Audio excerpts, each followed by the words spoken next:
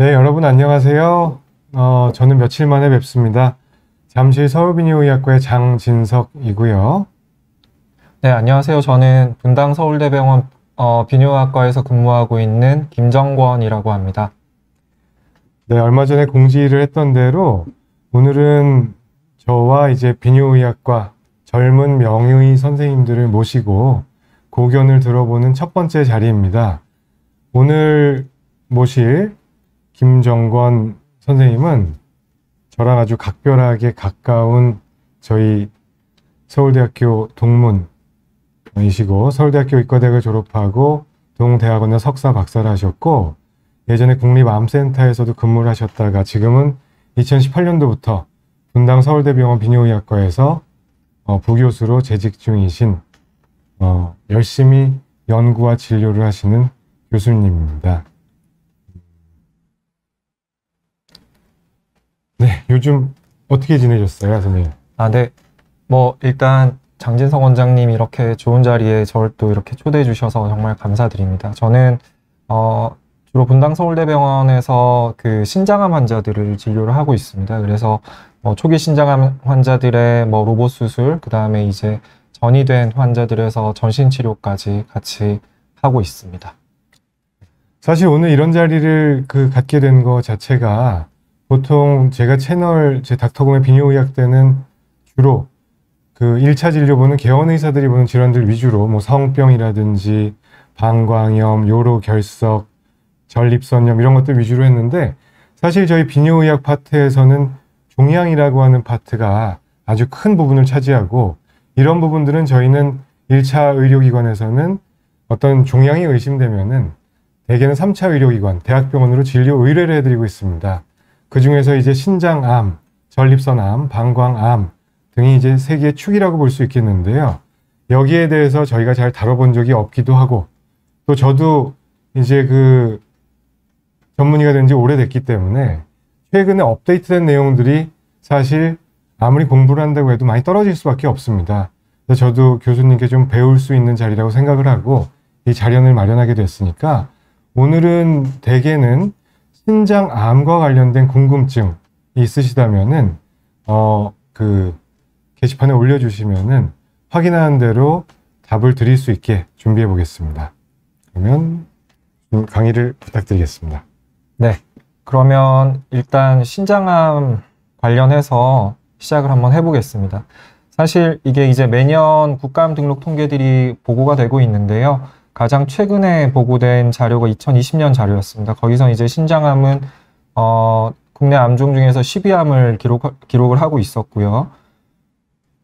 그런데 이제 특징적인 게 뭐냐면 신장암은 남자 환자들에서 더 많이 생깁니다. 그렇다 보니까 남성암만 가지고 이제 국한해서 봤을 때에는 2018년에 9위암이었고 2019년에는 그 발생률이 점점 증가해서 7위암까지 올라왔습니다. 특히 이제 미국과 비교해 봤을 때도 미국에서도 남성암은 6위를 기록하고 있기 때문에 이런 경향에서 봤을 때 앞으로 이제 신장암은 조금씩 더 발생률이 증가하지 않을까라는 생각을 하고 있습니다.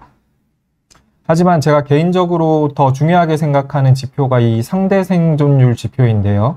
암이 많이 생기더라도 다 완치되면은 사실 그 암은 크게 걱정할 게 아니잖아요. 그래서 그런 측면에서 봤을 때 이 신장암은 전체 암종 평균이 5년 상대 생존율이 한 70% 정도 된다면은 한 83% 정도 2017년 발생 환자까지 보고된 바가 있고 이건 전체 암종 중에서 4위 정도를 기록하는 것이기 때문에 예후는 비교적 좋은 암이라고 할 수 있습니다. 그리고 더 특징적인 것은 이게 2018년, 19년 이렇게 비교를 해봤을 때 신장암의 경우는 생존율이 계속 지속적으로 증가하고 있는 암입니다. 가장 최근 2020년 자료를 봤을 때에도 그 전에 83%에서 85.7%까지 또 이제 생존율이 더 올라갔거든요. 그래서 이렇게 이 상대 생존율이 증가하는 이런 지표를 볼 때마다 이 신장암을 진료하는 의사 입장에서는 아주 기분이 좋죠. 저희가 예전에 2010년 이전에 나왔던 통계들을 보면은 신장암의 5년 생존율이 이렇게 좋지까지는 않았던 것 같은데 지금 말씀하신 대로 뭔가 의학 기술 이런 것들이 좋아지기도 하고 좋은 수술 기법과 약물 치료들이 뭔가 소개가 되겠죠. 그런 것 때문에 아마 생존율이 높아졌다고 볼 수 있을까요? 네, 맞습니다. 조금 더 들어주시죠. 네. 이 신장암의 위험 인자들을 일단 짚고 넘어가 보면은요. 일단 우리가 관리할 수 있는 대표적인 4개의 그 위험 인자들이 흡연, 비만, 고혈압, 그리고 만성 콩팥병입니다. 이건 좀 잘 알려진 위험 인자들이고요. 그렇기 때문에 이제 흡연하시는 분들 만약에 신장암으로 진단되시면은 꼭 금연하시라고 말씀을 드리고 있고, 또 비만한 경우, 또 고혈압, 또 콩팥병 이런 경우들은 또 이 위험 인자가 되기 때문에 평소에 관리를 좀 잘 해주셔야 될 것 같습니다. 그 이외에 또 이제 우리가 생각해 볼 수 있는 게 다른 모든 암들 마찬가지지만 나이가 들수록 이제 암의 발생률은 올라가게 되고요. 그다음 남성에서 좀 더 많이 생기는 걸로 되어 있고, 이 유전자 돌연변이가 사실 개인적으로는 굉장히 중요한 부분이라고 생각을 하는데요.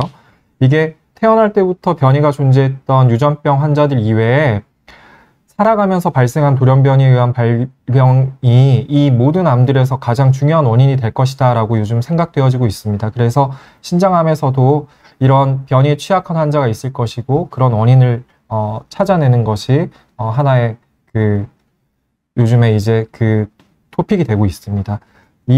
네, 말씀하시죠. 질문 드려도 돼요? 네. 여기서 고소득층은 어떤 의미가 있을지랑, 또 그리고 네. 유전성, 가족력 이런 거에 어떤 기여인자는 어떤 게 있을지. 일단 고소득층 같은 경우는 네. 사실 이게 여러 다른 암들에서도 이런 경우들이 생길 수가 있는데요. 이거는 이제 결국에는 고소득층이 병원에 좀 더 자주 가고 좀 더 검사를 많이 받고 이렇기 네. 때문에 진단되는 게 높지 않을까 그렇게 생각을 하고 있습니다.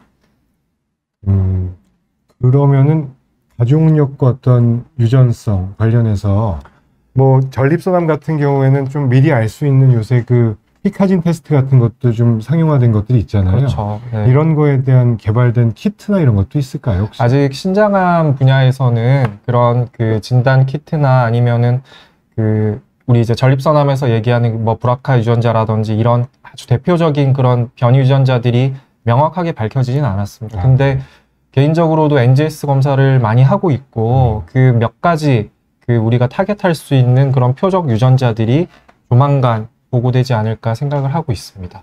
네. 조금 더 기다려 주십시오. 네, 알겠습니다.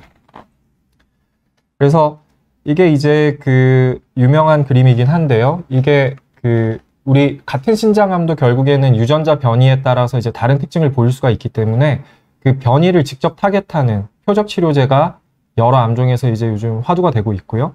그 다음에 이제 우리 몸 전체의 면역 반응을 이제 증강시키는 면역 항암제 역시 신장암에서 이 대표적인 2개의 치료 약제로 요즘에 활발히 사용이 되고 있습니다. 그래서 이제 국소 신장암부터 시작을 해보면은요, 아까 장진성 원장님 말씀하셨지만, 아까 제가 말씀드렸듯이 이제 이 상대 생존율이 점점 증가하고 있는 가장 큰 이유 중에 하나가 조기 진단이 아닐까 생각을 하는데요. 물론 뭐 수술 기법이 발달을 하고, 그 다음에 이제 좋은 약제들이 나오고 이런 것도 원인이 될 수 있지만, 이게 사실 신장암 같은 경우는 3대 대표 증상이 통증, 옆구리 통증, 혈뇨, 그 다음에 만져지는 혹인데, 이렇게 3개가 생길 경우에는 대부분 암이 굉장히 진행한 경우이거든요. 그래서 대부분은 이 초기 신장암에서는 무증상이 주증상이다 이렇게 말씀을 드리고 있습니다. 그래서 이 무증상이 7, 80년대에는 20% 정도밖에 안 됐는데 최근에는 80% 이상 이렇게 무증상으로 진단이 되고 있거든요. 그 이유가 이제 결국에는 조기 진단 때문에 그렇게 되는 것이고, 사실 신장암은 혈액 검사나 아니면 소변 검사로 진단이 되지 않습니다. 그렇기 때문에 건강검진에서 시행하는 복부 초음파가 아주 중요한 검사가 되겠습니다. 해피바이러스님 질문 주신 거에 답을 드리면은 신장암 초기 증상은 무증상인 경우가 아주 많고, 그래서 건강검진인데 우연히 발견되는 경우들이 있고, 소변검사나 혈액검사에서 뭔가 특징적인 선별검사법이 존재하지 않으며, 복부 초음파 건강검진할 때 우연히 의심되는 병변이 있으면 아마 CT라든지 추가적인 검사를 통해서 일단 강하게 의심을 해볼 수가 있다라고 정리해 보실 수 있겠습니다. 네, 감사합니다. 그래서 이런 환자들이 굉장히 흔한데요. 이 환자분은 49세 남자 환자였습니다. 한 달 전 발생한 우측 측폭통으로 외부 병원에서 시행한 CT에서 발견된 우측 신장에 한 3cm 정도 되는 혹을 주소로 내원한 환자분이었고요. 이렇듯이 이분이 우측 측폭통은 있었지만 사실 이 종양 때문에 생긴 측복통은 아니었다고 생각이 되고 대부분은 이렇게 우연히 아니면 건강검진에서 아니면 뭐 통증으로 시행한 복부 초음파에서 발견된 혹으로 내원을 하게 됩니다. 이 CT를 보시면은 이렇게 하얗게 보이는 부분이 대동맥인데요. 조영제를 주입을 했을 때 조영이 잘 되고, 그다음 조영제가 잘 빠지는 이런 그 특징이 투명세포형 신장암의 대표적인 CT 소견입니다. 그래서 이 환자는 CT 소견만으로도 투명세포형 신장암의 초기 단계였다라고 진단을 할 수가 있겠고요. 그 대부분은 이제 초기 암에서 전이가 되지는 않지만 그래도 저는 이제 수술 즈음 무렵에 그 흉부 CT와 뼈 스캔을 시행을 하는데요. 그 이유가 이제 신장암은 폐로 전이를 잘하고 그 다음에 이제 뭐 뼈로도 전이를 할 수 있기 때문입니다. 복부 CT는 이미 시행을 했기 때문에 이 정도 검사를 하면은 전이 검사는 완성이 된다고 생각이 되고요. 그래서 초기 신장암이었기 때문에 로봇을 이용한 부분 신절제술을 시행을 했습니다. 이 슬라이드는 결국에는 이제 환자분들이 이제 그 병리 검사 결과지를 이렇게 받아가시면 보게 되는 흔한 이 병리 검사 결과지인데요. 환자분들이 이 결과지를 해석하는데 좀 어려움이 많으시죠. 그래서 오늘 간단한 팁을 좀 드리자면은 사실 몇 가지 중요한 그 요소는 없습니다. 그냥 숫자만 주목해서 보시면 될 것 같은데요. 요 클리어셀은 그 투명세포라는 뜻이죠. 그래서 투명세포형 신장암이 나왔고 항상 이렇게 종양의 크기가 표시가 되어 있습니다. 그리고 악성도가 등급이 4 중에서 이 환자는 3이었습니다. 그래서 이제 악성도 3이었고 악성도가 1, 2, 3, 4가 있는데 1, 2는 좀 순한암, 그리고 3, 4는 좀 독한암, 그리고 뭐 악성도가 4면은 아주 고등급의 악성도가 높은 암이라고 할 수가 있겠고요. 나머지 이런 여러 지표들이 있는데 크게 신경 쓸 거는 아닌 것 같고 이렇게 이제 T1A라고 이제 병기가 표시가 되게 됩니다. 그럼 이 환자는 크기가 4cm보다 작았기 때문에 1기 중에서도 A가 되는 것이죠. 이 정도만 아셔도 뭐 그 검사 결과지에서 뭐 대부분의 정보는 얻어가는 게 아닐까 싶고요. 그래서 이 환자처럼 투명세포형 신장암이 신장암에서는 가장 흔합니다. 전 세계적으로 한 75% 정도 되고요. 저희 병원 데이터에서 봤을 때도 77%가 투명세포형 신장암이었습니다. 이외에 유두상세포형 아니면 혐색소형 이렇게 그 다음을 이제 달고 있고요. 그 이외에 뭐 아주 적은 빈도로 이렇게 생기는 암들이 있는데 이런 암들을 다 합쳐서 그냥 비투명세포형 신장암이라고 뭉뚱그려 부르고 있습니다. 하나 주목할 점이 신장암은 사실 뒤에서 말씀드리겠지만 조직검사를 먼저 시행을 하지 않거든요. 그래서 수술 이후에 이렇게 양성으로 진단되는 경우가 외국의 경우는 훨씬 더 높게 나오고요. 저희 병원에서도 9% 정도 보고된 바가 있습니다. 이 환자는 29세 여자 환자였습니다. 기억에 나는 게 결혼을 얼마 그러니까 결혼이 얼마 남지 않은 그런 여자 환자분이셨는데요. 직장 검진에서 시행을 했던 그 CT에서 이렇게 오른쪽 신장 상극에 꽤 큰 종양이 발견이 되었고 사실 이렇게 까맣게 보이는 부분이 이제 지방을 표시하는 부분이기 때문에 이 환자는 혈관 근육 지방종일 가능성이 컸지만 여기 보시는 바와 같이 그 상부에 있는 간과 경계가 명확하지가 않았습니다. 그 다음에 이제 모양 자체도 좀 울퉁불퉁했고 뭐 안에 양상 자체도 균질하지가 않았고 이랬기 때문에 혈관 근육 지방종은 양성이지만 그 중에서도 상피형일 경우에는 매우 공격성이 강하거든요. 그래서 그런 종류의 암일 수 있겠다라는 진단 하에 외과 협진을 계획을 하고 아무튼 환자는 입원을 했습니다. 그래서 입원을 하고 나서 이제 다시 저희 병원에서 CT를 다시 한번 찍어 봤는데요.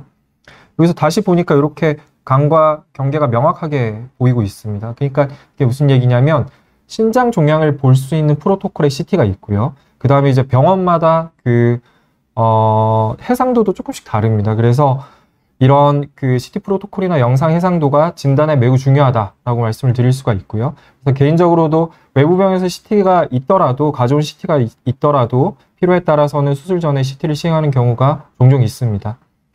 그래서 이 환자는 결국에는 그 부분 절제를 했습니다. 그래서 이제 혈관 근육 지방종이 나왔고요. 그다음에 뭐 악성도도 그렇게 높지가 않았고 결국에는 이 환자는 최근에 이제 추적 검사를 했었을 때 특이 소견이 없었고 또 건강한 아이도 출생을 했고 그래서 이제 앞으로 뭐 더 이상의 추적 관찰은 필요하지 않을 것 같고 앞으로 그냥 주기적으로 건강 검진 하십시오 했던 환자입니다. 그래서 또 질문들이 있거는 네.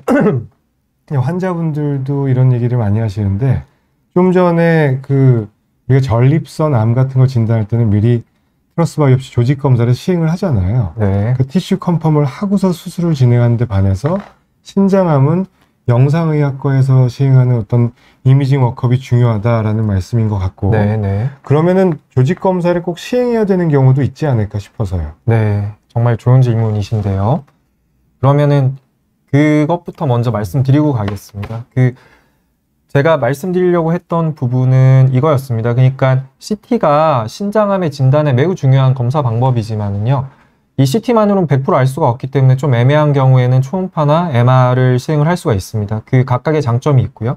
그래서 이 세 개의 그 검사 방법을 합쳤을 때 진단율은 제가 생각했을 때는 95% 이상이 되거든요.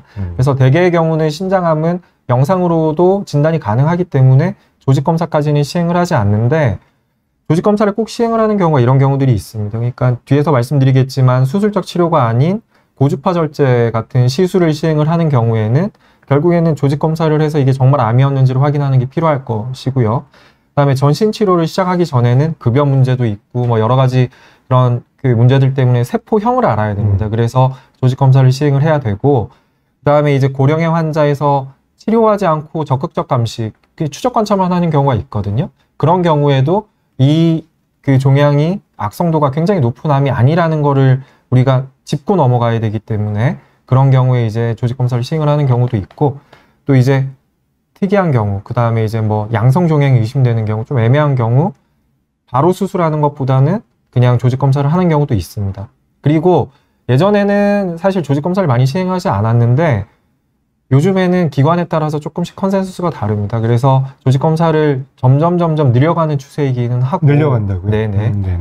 그러니까 그만큼 조직 검사 기술이 발달했거든요. 그러니까 예전에는 신장은 움직이는 장기이기 때문에 조직을 검사를 시행을 할 때 뭐 신장이 밀리기도 하고 이래서 조직을 조금밖에 채취를 못하는 경우도 있었고 또 출혈의 위험성이 있었고 또 아주 적은 확률로 그 조직 검사를 한 트랙으로 이렇게 그 암세포가 퍼진다 뭐 이런 얘기도 있고 그랬었거든요.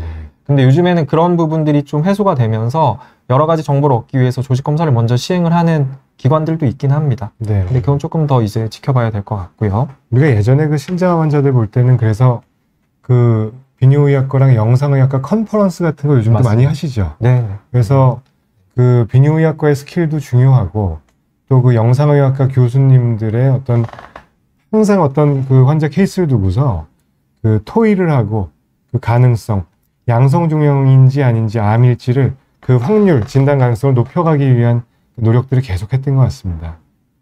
네, 맞습니다. 뭐 지금 좀 복잡한 질문들이 나오고 있는데요. 제가 네. 좀 지나서 말씀을 드리도록 하겠습니다. 좀 더 진행하고 나서 네, 한 네. 번에 정리하도록 네, 네, 하겠습니다. 일단 이제 치료로 넘어가겠습니다. 진단은 했으니까. 그 치료로 넘어가면 신장암에서는 국소 신장암에서는 그냥 대표적인 치료 방법은 수술입니다. 근데 예전에는 그 개복 수술밖에 없었다면은 요즘에는 로봇 수술이 등장하면서 치료의 패러다임이 바뀌었다고 할 수가 있는데요. 이 로봇 수술의 장점들을 잘 살린 수술 중에 하나가 부분신 절제술입니다. 그래서 이 로봇 수술이 그 부분신 절제술에 도입이 되면서 굉장히 그 부분신 절제술을 시행할 수 있는 범위가 넓어졌다고 할 수가 있고요. 그다음에 이런 로봇 수술을 도와주는 여러 가지 기기들이 있습니다. 이거는 저희 병원에서 지금 활용하고 있는 기구들인데요. 파이어플라이는 우리가 부분신 절제술을 시행을 할 때 피가 통하지 않는 걸 확인을 해야 되기 때문에 그걸 확인을 하는 기구라고 할 수가 있고요. 그다음에 이제 초음파 기기가 있어야지 저희가 이제 안에 콕 파여 있는, 그러니까 밖에서 보이지 않는 종양들도 이렇게 잘 발견을 해서 이제 그 절연면을 잘 확보를 할 수가 있게 되는 거고요. 그 다음에 3D 프린팅 모델까지도 저희 기관에서는 활발히 활용을 하고 있습니다. 이 부분신 절제술 과정을 간략히만 말씀을 드리면은요, 저희 기관에서 하고 있는 프로토콜입니다. 그래서 저희는 먼저 이제 혈관을 먼저 찾습니다. 이게 왜 중요한지는 나중에 말씀을 드리고요. 그 이후에 종양을, 이 환자의 경우는 좌측 상극에 있는 한 3cm 정도 되는 종양인 것 같은데요. 종양을 찾고, 그다음에 이 종양의 그 절연면이 어디 있는지 확실하게 알기 위해서 절제면 확보를 위해서 이제 초음파로 이제 이 스코링, 그러니까 그 절연면을 확보를 하게 됩니다. 그리고 우리 클램프라고 하는데, 불독 클램프라고 하는데, 불독처럼 이렇게 꽉 문다. 뭐 그런 뜻으로 해서 이 클램프를 활용을 해서 이 동맥과 정맥을 잡게 됩니다. 그걸 클램프라고 하는데요. 그렇게 해야지 신장으로 들어가는 혈액을 막을 수가 있기 때문에, 그렇지 않고 그냥 절제를 하게 되면 굉장히 출혈이 많겠죠. 그렇기 때문에 이 과정이 꼭 필요하고 허혈이 됐는지를 확인하고 있는 그림이고요. 간은 피가 통하기 때문에 초록색으로 보이고 있고, 신장은 허혈이 되었기 때문에 조형이 되지 않고 있는 그림입니다. 그렇게 하고 나면 이제 이렇게 절제를 해도 피가 나질 않거든요. 그래서 여기 윗부분이 종양인데 1mm 간격으로 굉장히 정밀하게 이렇게 수술을 할 수가 있게 되는 것이죠. 그리고 그 신장 안에 있는 요관, 그런 부위들까지 이렇게 아주 정밀하게 봉합을 하게 되면서 추후에 생길 수 있는 요유출이라든지 이런 부작용들을 확실하게 많이 줄일 수가 있게 됐습니다. 그 이후에 마지막으로 신장 봉합을 하고, 그 아까 클램프 했던 그 불독 클램프를 풀고 출혈이 없는지를 확인하면 수술이 끝나게 됩니다. 저렇게 수술하는데 아까 몇 분 걸리신다고 한 거죠? 보통? 보통은 이게 이제 허혈 시간이 짧으면 짧을수록 좋다고 되어 있는데요. 네. 대개의 경우는 과거에는 뭐 30분 얘기가 그쵸. 있었는데 요즘에는 25분 정도로 얘기를 하고 있고요. 근데 뭐 25분보다 더 짧으면 짧을수록 좋기 때문에 최대한 빨리 하려고 노력을 하고 있습니다. 그러니까 뭐 여러분도 아시겠지만 신장을 전 적출을 하는 수술하고 부분 적출을 하는 수술의 난이도는 확연히 다르잖아요. 전 적출은 더 빨리 끝날 수도 있고 비교적 간단하고 출혈의 위험성도 적은 반면에 부분 적출할 때는 뭔가 절연면에서 피가 나는 경우도 많고 해서, 근데 그 숙련도가 높은 의사한테 저러한 여러 가지 방법을 통해서 함으로써 시간도 많이 짧아지고 리스크도 많이 줄어들었다는 얘기라고 보면 되겠죠. 예, 맞습니다. 네. 그리고 이 3D 프린팅 신장 모형 그림인데요. 그 모형을 사용을 하면서 저희가 연구를 해봤는데 수술 시간을 단축을 할 수가 있었고, 이게 이제 사실 저희가 CT에서 보는 종양의 위치와 우리가 실제로 수술할 때 위치는 조금씩 다르거든요. 그 다음에 이제 주변 그 기관들과의 위치 관계도 좀 더 직관적으로 파악을 할 수가 있게 되면서 좀 이렇게 복잡한 신종양에서 좀 활용도가 높아지고 있는 상태입니다. 그럼 3D 프린팅은 루틴하게 많은 병원들이 사용하는 건가요? 아닙니다. 몇 개의 병원에서 시행을 하고 있고요. 네. 사실 저게 보험이 되지 않기 때문에, 급여가 되지 않기 때문에 네. 환자 부담이 좀 큰 모형이고요. 네. 그래서 아주 좀 그 고난이도의 수술에서만 일부에서 적용을 하고 있는데, 저게 이제 좀 신의료 기술이라든지 뭐 이런 쪽으로 이제 저희가 노력을 하고 있고, 머지않은 시기에 많은 환자분들이 저런 그 모형을 활용을 할 수 있게 되는 날이 올 거라고 기대를 하고 있습니다. 네. 예. 자, 그 그림이 굉장히 중요한 그림이 될 수 있겠는데, 이거는 저희 병원 의료질지표에서 보고한 자료입니다. 보시면은 이게 이제 암 생존율입니다. 암 관련한 생존율인데요. 1기일 경우에는 3년, 5년, 10년 생존율이 100%입니다. 그래서 수술하시고서 1기가 되면은 저는 환자분들한테 크게 걱정 안 하셔도 된다고 말씀을 드리고 있습니다. 실제로도 그렇고요. 근데 이게 이제 2기가 되고 3기가 되면서 이제 암 관련해서 사망률이 조금씩 올라가게 되고, 이게 이제 재발률 그림인데요. 재발도 1기는 거의 안 하는데, 근데 문제가 이제 2기가 되면 한 5배, 3기가 되면 10배 이상으로 이제 재발률이 높아지게 됩니다. 그래서 개인적으로는 영상검사에서 3기가 강력히 예측되고, 또 뭐 소변검사에서 피가 섞여 있거나 뭐 이런 경우에는 사실 개인적으로는 전절제를 우선으로 해야 되는 게 맞다고 생각합니다. 다만 환자가 나이가 젊거나, 그러니까 살아가는 기간 동안 뭐 신장 기능이 많이 안 좋아질 가능성이 크거나, 아니면 기저신진환이 너무 안 좋으시거나 뭐 이런 경우에는 수술하고 난 다음에 투석을 해야 될 수도 있잖아요. 네. 그러면 종양이 재발하는 것만큼 투석하는 것도 스트레스가 될 수가 있기 때문에, 그런 경우에는 좀 무리해서라도 부분절제를 시행을 하려고 하고 있습니다. 네. 그래서 뭐 이렇게 개개인마다 수술 계획 수립을 신중하게 해야겠다라는 생각을 계속 하고 있고요. 이 환자는 좀 안타까운 환자인데, 이 환자는 79세 남자 환자였습니다. 지금 만약에 제가 지금 다시 이 환자를 수술을 하게 된다면은 전절제를 고려를 하지 않았을까 생각을 합니다. 근데 이 환자의 경우는 종양이 비교적 컸지만 낭종성 신장암이라고 판독이 되었습니다. 낭종성 신장암은 비교적 예후가 좋은 걸로 되어 있기 때문에, 그리고 이제 왼쪽 신장이 남아있는 오른쪽 신장이 크기가 별로 크지가 않았고, 이 왼쪽을 다 전절제를 하고 나면 오른쪽 신장만으로는 좀 기능이 버티기가 힘들지 않을까 생각을 해서 이분은 부분 절제를 시행을 했습니다. 네. 그렇게 했고 뭐 보시는 바와 같이 절연면 깨끗하게 수술은 잘 되었었는데요. 근데 예측했던 거하고는 달리 악성도가 4 중에서 4, 그러니까 아주 고등급의 암이 나왔고, 개인적으로 이 여러 지표들 중에서 제일 안 좋은 게 그 조직 검사에서 괴사가 섞여 있고, 그 다음에 육종형 변이가 섞여 있으면 예후가 안 좋다고 알려져 있는데요. 이 두 개가 다 섞여 있는 그런 환자였습니다. 결국에는 3개월 있다 추적 CT를 찍었을 때 흉부 CT에서 다발성 폐전이가 관찰이 되었었던 환자이고요.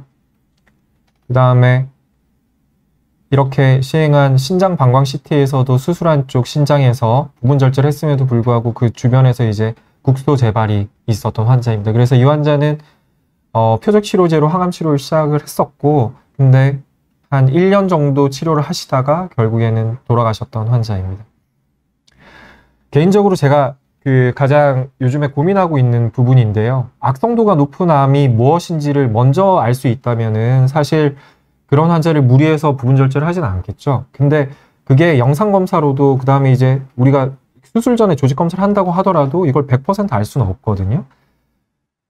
이런 경우에 보시면 악성도가 높은 암의 경우는 주변 조직으로 막 침투를 잘 하겠죠. 그래서 이렇게 이 사진의 경우는 다른 환자의 사진이긴 한데요. 처음에 이 환자가 저한테 왔을 때는 왼쪽 신장 아래쪽에 그냥 3cm짜리 종양이 있어서 초기 암으로 생각을 하고 그냥 부분 절제해야겠다고 생각했던 환자였습니다. 근데 입원하고 나서, 수술을 위해서 입원하고 나서 CT를 다시 찍었더니 신정맥에서 혈전이 발견이 되었고, 그것 때문에 전절제를 시행을 했었고요. 수술을 하고 나서 봤더니 이 사진에서 보시는 것과 같이 여기만 종양이 있는 게 아니라 이렇게 다발성으로 이렇게 침투되어 있던 그 우리 위성 노듈, 그러니까 위성혹이라고 하는데 여러 개의 이 다른 그 퍼져나가 있는 종양들이 있었거든요.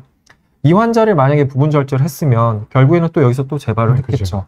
그러니까 악성도가 높은 암들은 이렇게 주변으로 뻗쳐나가고, 그 다음에 이제 다른 장기에서 숨어 있다가 거기서 또 살아남아서 원격 전이하는 이런 확률이 높아지겠죠. 그래서 이런 악성도가 높은 암을 예측하는 것이 가장 중요하지 않을까, 저는 요즘에 이렇게 생각을 하고 있습니다. 그래서 최근에 이제 이런 연구를 해봤는데요. 국내 최대 그 다기관 데이터베이스를 활용을 했고, 그 다음에 거기에 인공지능을 도입을 했었습니다. 그래서 여러 그 예후 예측 관련 지표들 중에서 아주 그 예측 지수가 높은 지표들만을 추려봤고요. 그래서 재발의 예측 인자들, 그 다음에 이제 생존의 예측 인자들 이렇게 9개, 13개를 발견을 했습니다. 그래서 이들을 가지고 주요한 이런 피처, 그러니까 이런 지표들을 가지고 계산을 했을 때 3년, 5년, 10년 재발 생존 예측률이 거의 90% 이상까지 올라왔었거든요. 그래서 이런 그 인공지능을 활용한 이런 그 계산식을 실제 임상에서도 적극적으로 활용을 해보려고 하고 있습니다. 근데 아직도 갈 길은 먼 것 같습니다. 네. 어쨌든 수술을 한 이후에 3기 또는 2기에 고등급 악성도의 암이 나올 경우에는 사실 신장암에서는 그냥 특별히 그 이후에 이제 보조 그 항암 치료를 할 수 있는 게 없었거든요, 최근까지. 근데 작년 하반기에 드디어 최초로 이제 키트루다가 이 그 보조 항암 치료로서 FDA, 그러니까 우리 그 식약처 허가를 얻었습니다. 그래서 1년간 3주 간격으로 키트루다를 주사로 맞는 요법인데요. 하지만 이게 아직은 급여가 되지 않기 때문에 이렇게 쭉 1년 동안 치료를 하셨을 경우에 약 4천에서 5천, 그러니까 거의 뭐 한 4천에서 5천만 원 정도 든다고 보셔야 됩니다. 그렇지만 이 그 연구에서 보시는 바와 같이 재발률이 확실히 현저히 떨어졌고, 그렇기 때문에 그 수술하신 이후에 아주 고등급의 암이 나오거나 아니면 육종형이 섞여 있거나 이런 경우에는 환자분들에게 상의해서 만약에 뭐 실비보험이 있거나 이런 여력이 되신다면은 이런 그 추가적인 항암 치료를 적극적으로 권장을 하고 있습니다. 키트루다 그 MSD에서 나온 약인가요? 네네, 맞습니다. 그 다른 암 중에도 적용되는 데가 지금 있나요? 그렇죠. 네, 맞습니다. 네, 맞습니다. 제가 아까 앞에서 잠시 말씀드렸지만 이 면역 항암제는 하나의 암에만 사용되는 게 아닙니다. 그러니까 우리 전신의 면역을 올리는, 쉽게 말해서 그런 치료이기 때문에 키트루다만 해도 저희 비뇨기계 암에서 전립선암, 그 다음에 이제 방광암, 그 다음에 신장암 모두에 사용이 되고 있거든요. 네. 폐암에도 활용이 되고 있고 뭐 이런 식으로 이제 활용이 되는 거기 때문에요. 예, 그런 식으로 이제 이해를 해주시면 되겠습니다. 네.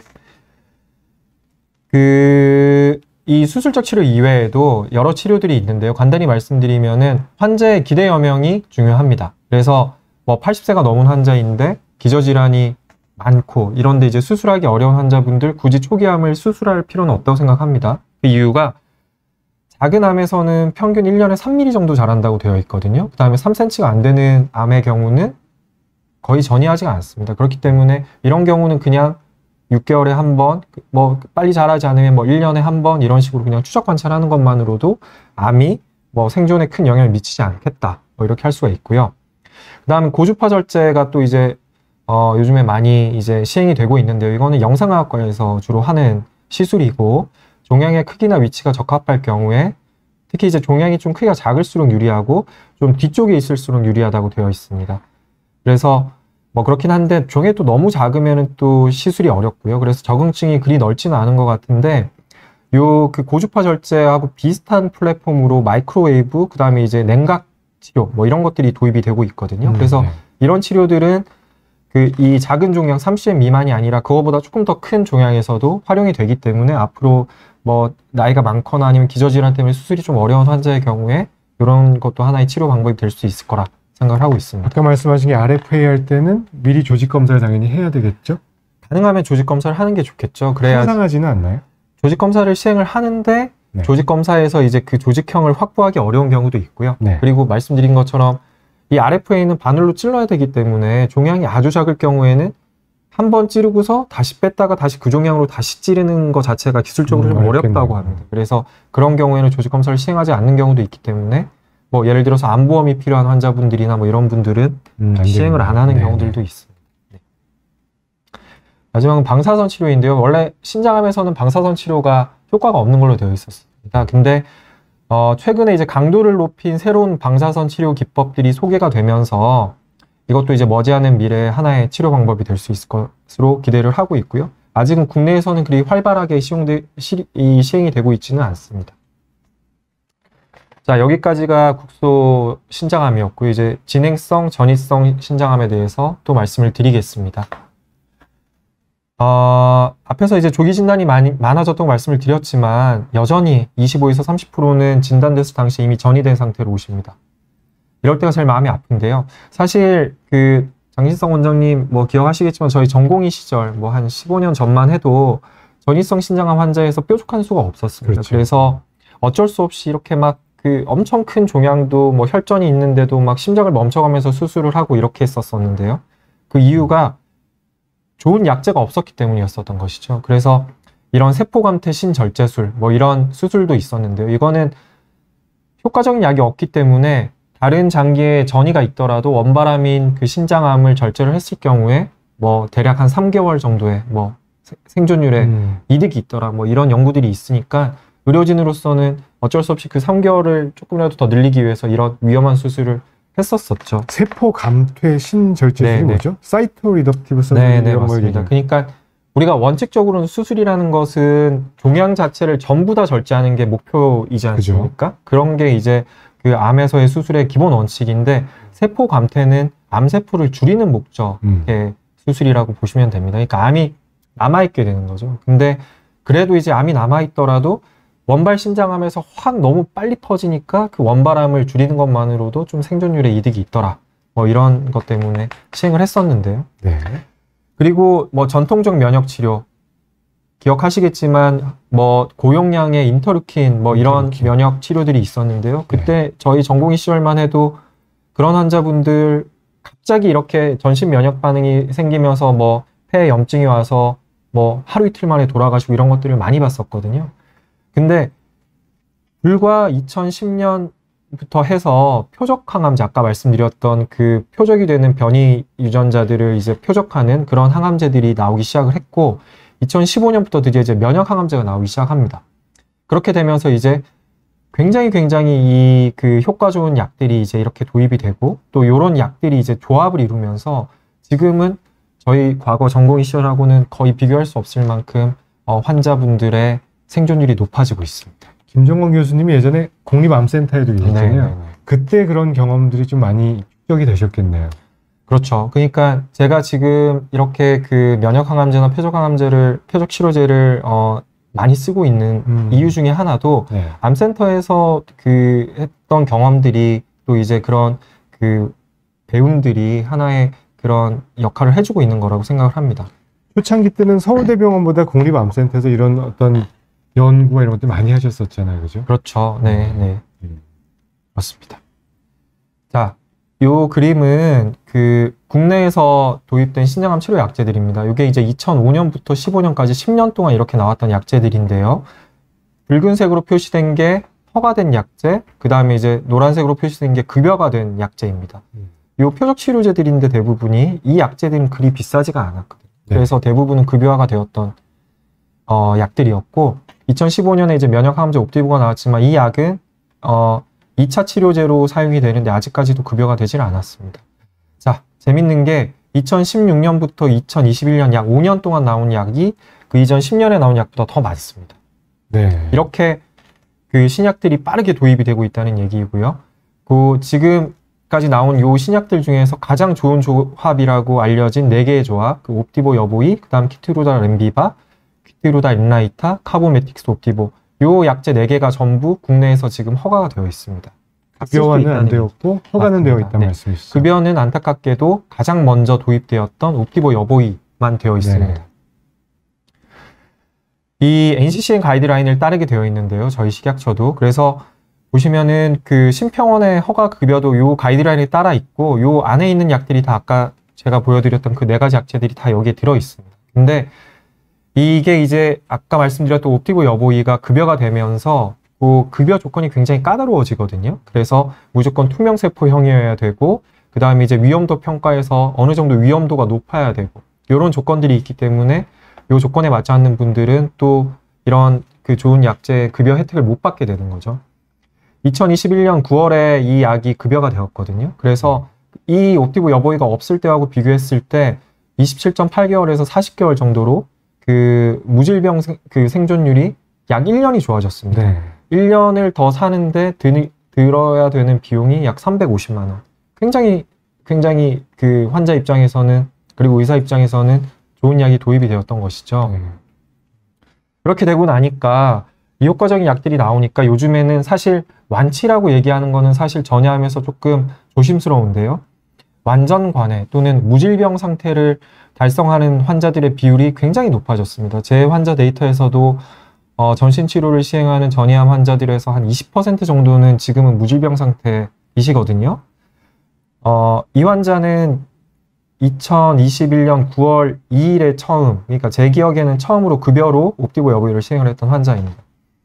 처음에 저한테 왔을 때 왼쪽 신장에 꽤 큰 종양이 있었고 폐 다발성 폐전이 병변들이 있었으며 이쪽에 이제 이렇게 제일 큰 폐전이 병변이 보였었던 환자이고요. 옵티보 여보이는 3주 간격으로 2개의 조합을 4번을 사용을 하게 되거든요. 그렇게 해서 4번을 하고 난 이후에 CT를 시행을 했을 때 암이 굉장히 줄어들어 있었습니다. 그래서 그 이후에는 병합요법을 하지 않고 옵티보 단독요법으로 2주 간격으로 하게 되는데요. 6회 시행을 하고 CT를 찍었을 때 폐에 있었던 병변이 다 사라졌습니다. 그 다음에 원래 있었던 왼쪽 신장의 원발병소도 굉장히 크게 줄어든 상태였거든요. 이런 경우에 저희가 이제 생각할 수 있는 게 아까 말씀드렸던 세포감퇴 신절제술입니다. 그러니까 예전에는 어쩔 수 없이 이제 수술을 먼저 했지만 요즘에는 약을 써서 다른 쪽에 있는 전이병소들을 다 없애놓고 이 수술만 시행을 했을 때 우리가 무질병 상태를 얻을 수 있을 때 이런 수술을 요즘에는 많이 시행하는 방향으로 가고 있는 것이죠. 그래서 뭐 건강한 젊은 환자에서 이 수술을 시행을 했을 때 남아있는 병소가 아주 적거나 없을 경우에는 이 수술을 하고 나면 무질병 상태가 되는 거거든요. 네. 그래서 이 환자는 수술을 했습니다. 그리고 뭐 이게 아주 종양이 줄어들었었기 때문에 로봇으로도 수술이 가능해지거든요. 그러면 절개창도 적고 통증도 적고 그렇게 이제 좀 안전하게 수술할 수 있게 되었고요. 그래서 2022년 5월부터는 현재까지 무질병 상태를 지금 유지하고 있는 환자분입니다. 계속 추적 검사를 하는데 무질병 상태에 유지되고 있는 네, 건가요? 맞습니다.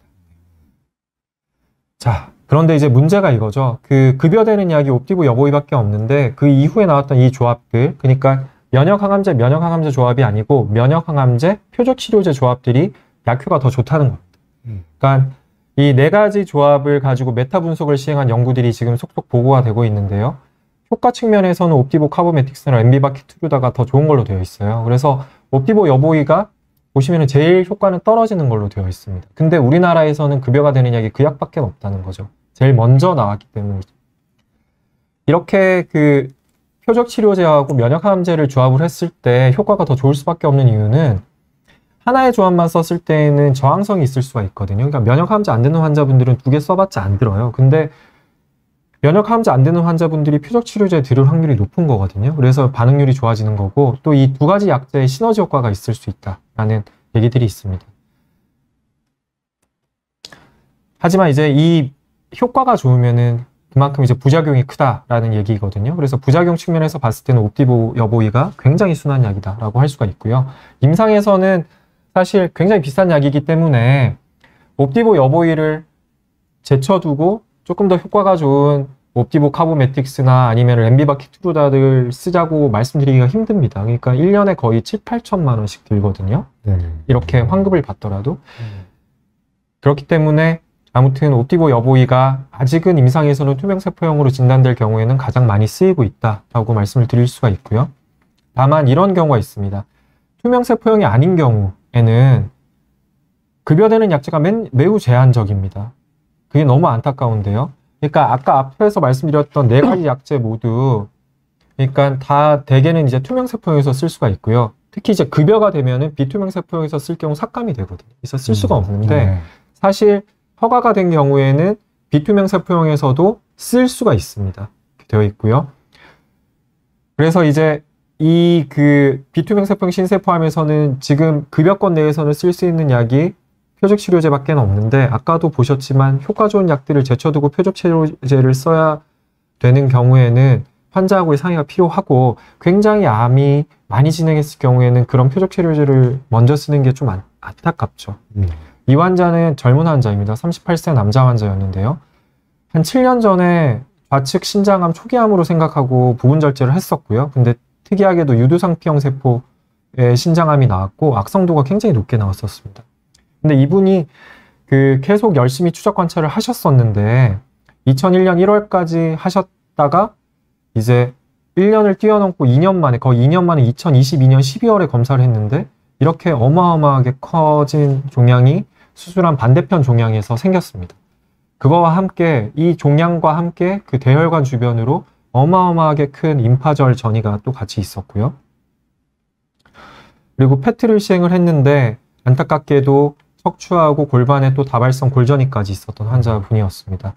그래서 이 환자분은 젊은 환자였고 굉장히 진행한 그 질병이었기 때문에 그리고 이제 투명세포형이 아니었기 때문에 이 상태에서 쓸 수 있는 급여권의 약은 결국에는 보트리엔트나 수텐밖에 없었는데 환자하고 상의하에 옵디보 카보메틱스를 시행을 하기로 했습니다. 왜 그러냐면 이 카보메틱스가 유두상피형 세포에서 굉장히 흔한 그 유전자 변이가 MET 변이인데요. 이 카보메틱스가 그 변이를 타겟하는 표적 치료제입니다. 그래서 이 약을 쓰는 경우에 이런 유두상피형 세포에서 효과가 좋다는 보고들이 최근에 계속 있어 왔고요. 그래서 환자하고 상의하에 이 약을 시작을 했습니다. 그래서 옵디보 2주 간격으로 4사이클, 그 다음에 이제 카보메틱스를 매일 복용하는 그 치료를 시작을 했고, 그래서 4사이클 이후 한 2달 지났을 때 처음 CT를 찍었는데요. 보시는 바와 같이 굉장히 컸던 종양이 아주 드라마틱하게 줄어들었습니다. 여기 보였던 그 거대했던 임파전이도 거의 없어졌거든요. 네. 페트를 시행을 해봤는데 그 이후에 이 페트에서는 이 메타볼리즘이라고 해서 그 종양의 활동도가 그 셀수록 그러니까 활발할수록 진하게 보이는 요 병소들이 전부 다 옅어지는 양상으로 보였고요. 그다음에 이렇게 진하게 보였던 그 원발 부위나 아니면은 그 임파절 전이 부위도 이렇게 적어진 모양을 보이고 있었습니다. 그래서 이런 비투명세포형 암일 때 이제 고민이 굉장히 많았는데요. 최근에 컨센수스는 가이드라인도 그렇고 카보메틱스가 제일 좋은 약이 아닐까. 그 다음에 이제 이 옵디보하고 카보메틱스를 조합하는 게 그 중에서도 제일 좋지 않을까. 저는 개인적으로는 그렇게 생각을 하고 있습니다. 머지않은 미래에 제가 이런 그 정밀 의료가 이제 신장암에서도 도입이 될 거라고 생각을 하는데요. 제가 아까도 말씀드렸지만 같은 신장암도 다 유전자 변이들이 다 다르거든요. 그래서 육종형 변이가 있으면 면역 함자가 잘 듣는다 되어 있고요. 그 아까 말씀드렸던 MET 변이가 있으면 카보메틱스가 잘 듣고, 그 다음에 또 PBRM1이나 아니면 BAP1이라는 변이가 있으면은 또 표적 치료제가 또 잘 듣고, 뭐 이런 그 연구들이 나오고 있기 때문에 머지않은 미래에는 우리가 이런 유전자 검사를 먼저 시행을 하고 그 유전자 검사를 먼저 활용을 해서 각 환자에 적합한 이런 약물 치료를 하게 되는 날이 머지않아 오게 될 것이라고 기대를 하고 있습니다. 결국에는 가장 좋은 약제의 조합은 그 환자를 잘 치료하는 조합이라고 생각을 할 수 있겠습니다. 비급여 약제들을 이렇게 포함을 해가지고 이렇게 치료를 해보면은요, 아까 앞에서 40개월이라고 제가 말씀드렸는데 57.2개월이 됩니다. 근데 키티루다 인라이타 말고 여기에 뭐 옵티보 카보메틱스라든지 키티루다 렌비바 조합을 대입을 하게 되면은 이거보다 더 생존율이 길어지게 되는 거거든요. 하지만 안타깝게도 이 약 1년 반의 생존을 위해서 너무 어마어마하게 많은 추가 비용이 든다는 것이거든요. 그래서 아까도 말씀드렸지만 투명세포형에서는 옵티고 여부위밖에 아직은 쓸 수 없는데 급여권에서 머지않은 미래에는 이런 합리적인 급여체계 확립이 되지 않을까 그렇게 기대를 하고 있습니다. 사실 거의 마지막 슬라이드인데요. 제가 처음에 분당병원 왔을 때 저희 병원 변석수 교수님과 함께 이 신장암 가이드북을 처음에 이제 이렇게 썼었습니다. 근데 그 이후에 3년 지나서 2판을 발행을 했었거든요. 그 이유가 이 3년 동안 굉장히 많은 변화가 있었습니다. 근데 아까도 보셨지만 지금 2년이 채 되지 않았는데 이 책에 담지 못한 내용들이 또 어마어마하게 쌓여 있거든요. 이런 거죠. 정보는 엄청나게 많이 쏟아지고 있는데 정말 올바른 정보를 제공받기는 사실 힘든 거거든요. 그래서 오늘 같은 기회에 장진석 원장님이 저한테 이렇게 주셔가지고 짧지만 그리고 좀 뭐 제가 알고 있는 이런 지식들을 여러분들께 이렇게 말씀드릴 기회가 이렇게 생겨서 정말 감사하게 생각을 합니다. 슬라이드 내용이 거의 70장에 달해서 이거를 다 말씀을 드릴 수 있을까 생각도 했고, 워낙에 빨리 얘기를 설명을 명료하게 해주셔서 저는 옆에서 잘 공부하고 있었던 것 같습니다. 근데 원래 그 비뇨의학과에서 이런 항암 치료, 저희 후반부 파트는 거의 항암 치료, 표적 치료제와 면역 치료제에 대한 설명들을 대부분 해주셨는데, 원래 비뇨의학과에서는 수술, 서저리 파트잖아요. 네. 근데 요즘은 이렇게 항암 치료도 많이들 하고 있는 추세인가요? 어떨까요? 교수님이 약간 이런 데 관심을 갖고 계셔서 보는 걸지, 네, 사실 혈액종양내과에서 네, 볼지. 맞습니다. 이런 전신 치료는 사실 전통적으로는 혈액종양내과에서 시행을 했었던 게 맞고요. 근데 아까도 보셨지만 이게 이제 요즘에는 이제 무질병 상태를 달성하기 위해서 그 세포감퇴 신절제술도 이제 결국엔 우리의 최종 목표가 되고 있거든요. 네. 그래서 그런 적절한 수술 시기를 결정을 하기 위해서도 그렇고, 그 다음에 이런 그 면역 항암제나 표적 치료제가 예전에 있었던 그런 그 전통적인 면역 치료 또는 아니면은 그 우리 흔히 알고 있는 세포 독성 항암 치료보다는 훨씬 부작용이 덜합니다. 그래서 물론 저희 병원에도 훌륭한 면역 종양내과 교수님들이 계시고, 제가 이렇게 환자들을 치료하다가 어려운 경우에는 종양내과 교수님들한테 의뢰를 하고, 또 이제 좋은 임상 그 시험이 있으면 또 제가 또 의뢰를 하고 또 이렇게 하고 있고요. 그런 서로 이제 상보적인 관계가 잘 이루어지고 있다고 저는 생각을 하고 있습니다. 네, 알겠습니다. 그러면은 질문 주셨던 것들 조금 정리해보고 시간이 얼마 남지 않은 관계로 또 빠르게 정리를 해보겠습니다. 네, 사에룸님. 부친께서 신장암 초기로 우측 신장 절제하셨는데 6개월마다 CT를 찍고 계시고, 네, 식단 조절, 당뇨 전 단계. 네, 결국 중요한 거는 이제 지금의 신기능이 중요한 거죠. 그러니까 그러니까 저도 환자분들이 저한테 이런 질문을 많이 하시는데요. 그러니까 짜게 드시는 게 안 좋은 거지 국을 안 드시는 거는 아니거든요. 그러니까 근데 대개는 이제 국이 좀 짜죠. 그러니까 이제 신장이 하나밖에 없으면은 결국에는 이제 하나 남은 신장을 잘 보존을 해야 되기 때문에 혈압 조절도 잘 하셔야 되고 당뇨 조절도 잘 하셔야 되고, 그런 거에 기본이 되는 게 이제 식습관일 텐데, 싱겁게만 드시면 된다. 저는 그렇게 말씀을 드리고 있고요. 고기 드시고 뭐 그런 거 저는 제한하지 않습니다. 네, 속 편한 LG님, 분당에서 변석수 교수님께 수술 받으셨다고 3년 차인데 워낙에 꼼꼼하게 수술을 잘하시는 신장암계의 명의이신 저도 존경하는 선생님이시고요. 잘 지내고 계신다니 다행입니다. 네, 축하드립니다. 신장암은 나이와 상관없이 발병하나요? 엔젤님 질문이고요. 대부분 암 모양이 울퉁불퉁한 모양인가요? 하셨습니다. 좋은 질문인데요. 모든 암이 마찬가지지만 제가 말씀드렸듯이 이제 우리가 살아가면서 생기는 돌연변이는 나이가 들면 들수록 더 많이 생기잖아요. 그래서 대부분의 암들은 나이가 들수록 더 많이 발생하게 됩니다. 근데 특징적으로 신장암은 젊은 나이에도 잘 생깁니다. 아까도 보셨지만. 그래서 3, 40대에도 직장에서 하던지 아니면은 본인이 생각날 때 한 번씩 그렇게 이제 초음파 정도는 해주시는 게 좋을 것 같고요.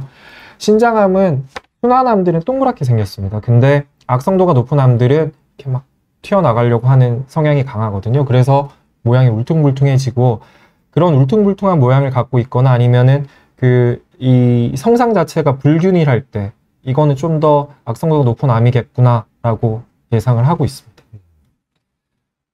시간이 얼마 안 남았는데 하베르치카이님 질문은 답을 드려야 될 것 같네요. 네. 근데 1차에서 이미 옵티보 여보이를 쓰셨었기 때문에요. 지금 카보메틱스를 쓰고 계신 상태에서 옵티보를 추가로 같이 쓸 필요는 없을 것 같고, 그 다음에 이게 이제 허가 사항 내에서 그 용법 자체가 불가능할 것 같습니다. 그래서 지금은 카보메틱스의 반응이 좋으시기 때문에 카보메틱스에 집중해서 치료하시면 되고요. 제가 카보메틱스 옵티보를 쓰는 환자분들께도 항상 드리는 말씀이 중요한 약은 카보메틱스다. 옵티보는 도와주는 약이다. 이렇게 말씀드리고 있습니다. 네, 다음 또 방송이 있어서 저희는 이제 마무리를 해야 될 것 같고요. 오늘 저는 옆에서 계속 배우고 있었던 것 같은데요. 좋은 강의해 주신 저희 김정건 교수님 다시 한번 감사드리고요. 다음에 또 기회 있으면 같이 한번 또 나오시죠. 네, 오늘 이렇게 좋은 자리에 불러주셔서 장 원장님 감사드리고요. 저희 모든 신장암 환우분들의 완쾌와 건강을 기원하겠습니다. 오늘 이렇게 경청해 주셔서 감사합니다. 감사합니다.